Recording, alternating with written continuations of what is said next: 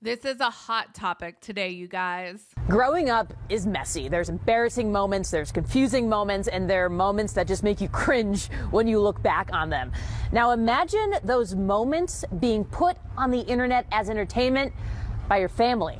One of the most baffling things to me is how TLC as a network keeps getting away with financially exploiting the children it features on its shows. Sister Wives is not a unicorn here as far as viewers' concerns over the exploitation of the children. Shows from John and Kate Plus 8, one of the first shows that really launched TLC into the reality TV stratosphere, to Little People Big World, to 19 Kids and Counting, have all faced criticism and scandals when the non-payment structure for the minors participating in filming have been exposed. TLC pays these families as a whole and leaves the division of the payment up to the parents. If we've learned anything over the course of child labor and child actors in this country, is you can't always rely on the parents to do right by the children. Legislation like Coogan's Law have helped to ensure child actors aren't robbed by their parents.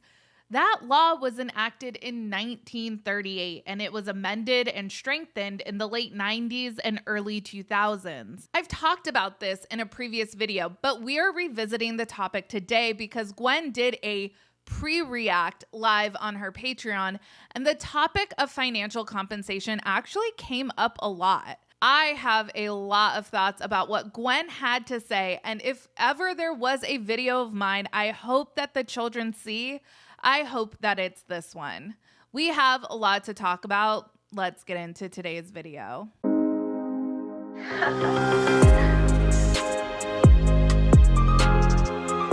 Hey everyone, what's up? It's Sarah and welcome back to my channel. A couple of days ago, Gwen went live on her Patreon as sort of this pre-react live. So I guess she is planning on reacting to more episodes of Sister Wives soon. I'm not sure what it's going to look like when she gets to the wedding special that she did not attend. It was kind of strange because someone in the chat asked about her engagement party being the first time Cody and David meet.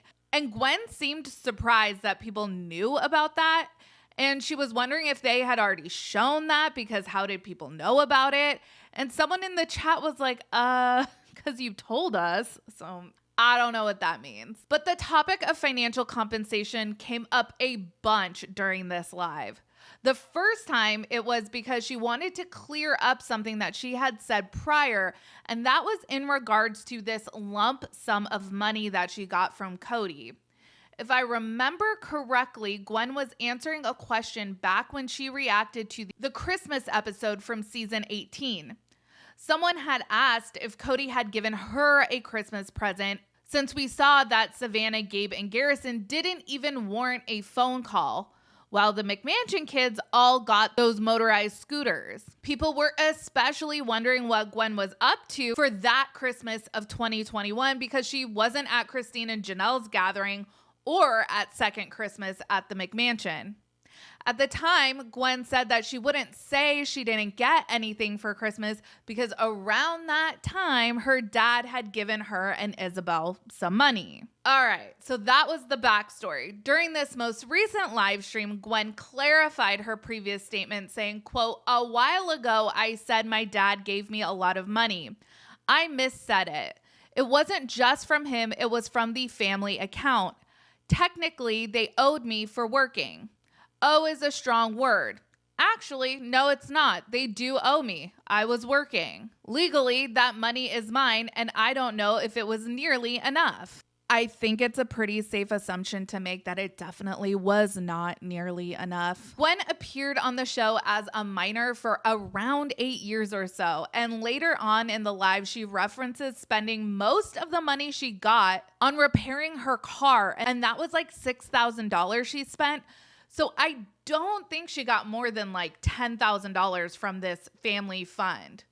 $10,000-ish for 8 years of work. As you all are well aware, I am no mathematician. As a matter of fact, I fell asleep during economics one time and my professor stopped class and woke me up. That is a true story. But nevertheless, let's do some basic math. Let's assume Gwen got around $10,000 from this family fund. And I think that I am being generous here because she says that she spent most of the money she received repairing her car, which was around $6,000. Let's say that the kids filmed 10 hours a week, working 20 weeks a year. Again, I'm being really conservative with that estimate. And you'll see in a minute when we talk about the Goslings just how conservative of an estimate that is. If Gwen got around $10,000 from her parents after 8 years of work as a minor, that's $1,250 a year. $1,250 taking into consideration the very low estimate of working 10 hours a week, 20 weeks a year, works out to about $6.25 an hour. While we are all shocked and in horror at that meager amount, let's table that topic for just a second and talk about Coogan's Law. You might be surprised to find out that back in the day, kids were exploited for all manner of labor. They were working in factories long hours for meager pay. And they were even being taken advantage of in the entertainment industry by studios and by parents who saw these kids as a meal ticket. Born into acting by the age of 5, Jackie Coogan Jr. was a veteran stage performer when Charlie Chaplin first spotted him in 1919. As a child, he was one of the highest paid actors in Hollywood. But at the age of 21, when he tried to get access to the approximately $4 million, he learned that his mother and stepfather had spent most of it. He was only able to garner $126,000 of the remaining $250,000 or so they hadn't spent after suing the two. The resulting inequity outraged the public and led to the passage of the Child Actors Bill. When established in 1938, the Coogan Law provided that a portion of the minor performer's earnings should be set aside in a trust account for the minor's use when he or she reached majority. Even with provisions to set aside earnings, parents found many loopholes over the intervening years. As a result, amendments were passed in 1999 and 2003 to strengthen the law. Also, under current law, all of the minor's earnings belong to the minor. No longer is it community property, which is shared with the parents. Now, you can be absolutely sure that people are going to find a way to exploit that another similar capacity loophole. I remember watching a video recently on Dylan and Cole Sprouse and how their family was going through a financial rough patch when they were born. I guess someone in their family either was a casting agent or knew a casting agent. And since Dylan and Cole were twins, it was like, get these kids into showbiz. So even with Coogan's Law and the various amendments made to it over the years, kids are still being taken advantage of in Hollywood. But at least there is an attempt being made to safeguard children. We have to start somewhere. I would say during the 2010s, family vlogging and social media featuring kids with parenting and lifestyle advice really started taking off and becoming popular. And lately, there has been a push to see some sort of safeguard put into place to protect the children of family vloggers from being exploited on the internet. Right now, there are no legal protections for children who appear in blogs run by their families. Well, right now, there are people trying to pass legislation aimed at protecting and compensating kids whose lives are broadcast online. A lot of times, these blogs can rack up thousands, sometimes millions of dollars every year. But none of those dollars are guaranteed to go to the children. SB 1782 guarantees a percentage of the income from vlog revenue to be put in a trust if a child appears in at least 30% of the channel's videos. So we've talked about the need to protect kids on the internet and the need to protect kids in Hollywood, but what about the kids of reality TV? Apparently, they don't fall under the protection of Coogan's Law, or TLC has found a legal loophole with paying them as a family, which is sketchy as fuck. First, let's take a look at the magnifying glass that was put on John and Kate Plus 8 when the topic of the children's best interest came up. They were making about $22,500 a show. So your travel's paid for, you're getting per diem, your incentives are huge. They're being viewed as a commodity. Even Kate's own family believes the show should end. You've got 8 really young kids at an age where you could not possibly consent. Since the move to TLC, the 8 children have filmed over 80 episodes of the show in just 2 years. The issue of work permits had been a big consideration that people have thought about. The state opens an investigation into the show for possible child labor violations, though the case is ultimately dismissed. John and Kate were making over $20,000 an episode back in the early aughts, plus all of the freebies and per diems that went along with it. The family wasn't having to shell out money for vacations. That was filmed and paid for by the show. Weddings, as we will see with the Duggars and the Browns, were also filmed and paid for by the show. That is a highly attractive proposition. Sacrifice a little of your privacy if you have a shit ton of kids and you aren't going to have to foot the bill for things like vacations and weddings. But as we see in this John and Kate clip from their Vice episode, the kids could not consent to any of this because they were minors. It seems like Hollywood recognized that parents probably shouldn't have sole control over the revenue their kids were making, and they tried to safeguard that money.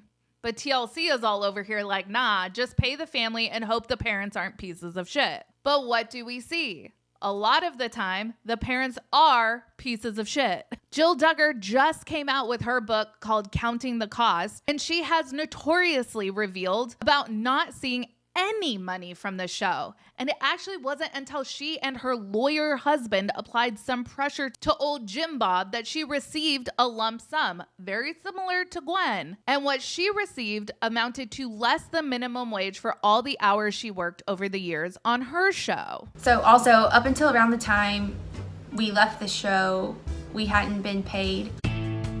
Yeah, we hadn't been paid until we were like really pressing about it. Basically, once we got an attorney involved, and we were able to recover a portion, at least, of what Jill should have been paid.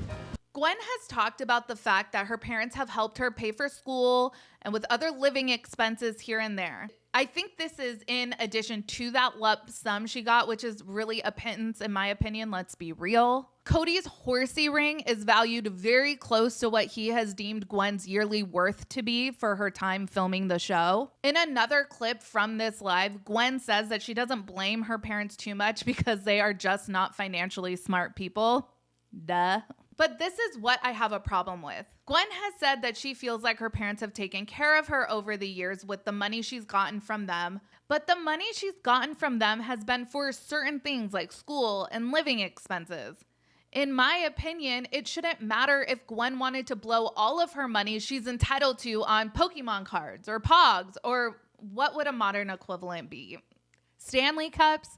If Gwen wanted to blow her money on lottery tickets and Stanley Cups, that should be her prerogative to do. It shouldn't be for what her parents deem as worthy, because she worked and earned that money herself. And some very good points were brought up in the chat.